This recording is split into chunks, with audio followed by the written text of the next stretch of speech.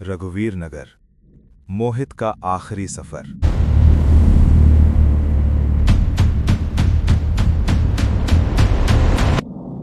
रात के 2:45।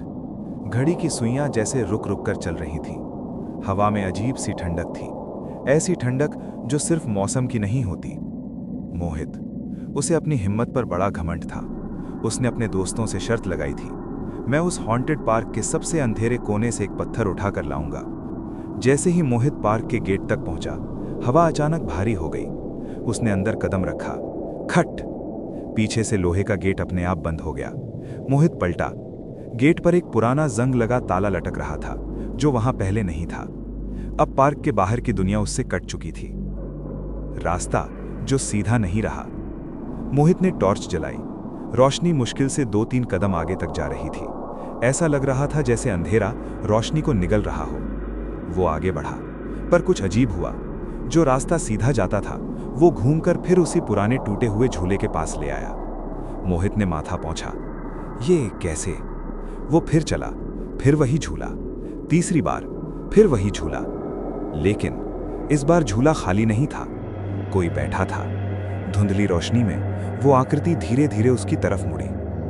मोहित की सांस रुक गई। वो चेहरा उसका अपना था, पर आंखें बिल्कुल खाली और मुस्कान बिल्कुल अजनबी। झूले पर बैठा दूसरा मोहित बस उसे देख रहा था, बिना पलक झपकाए। पेड़ों की परछाइयां।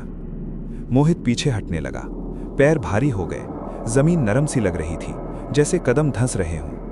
हवा में फुसफुसाहट गूंजने लगी। कोई नाम ले रहा था, धीरे। मोहित। उसने ऊपर देखा। पेड़ों की डालियां हिल नहीं रही थीं, फिर भी ऐसा लग रहा था जैसे कई परछाइयां उसकी ओर बढ़ रही हों।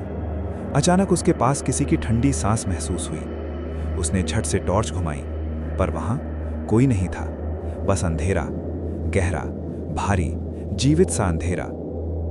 बाहर या कुछ और? मोहित भागा, सीधे गेट की तरफ। उसने लोहे की सलाखें पकड़ी, पर जैसे ही बाहर झांका, सड़क नहीं थी, घर नहीं थे। रघुवीर नगर गायब था। सामने बस धुंध और अनंत सन्नाटा।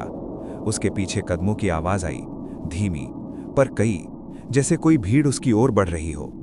मोहित ने आखिरी बार चिल्लाया, और फिर सब कुछ शांत हो गया।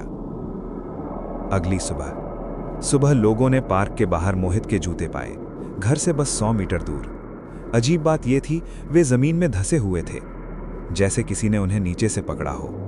पुलिस आई, पूरे पार्क की तलाशी हुई, पर मोहित नहीं मिला। दोस्त जो कल तक हंस रहे थे, अब हर रात उसी गेट के पास खड़े होकर उसका नाम पुकारते हैं। उन्होंने कई बार अंदर जाने की कोशिश की, पर हर बार गेट तक पहुंचते ही हवा इतनी भारी हो जाती है कि पैर आगे बढ़ते ही नहीं।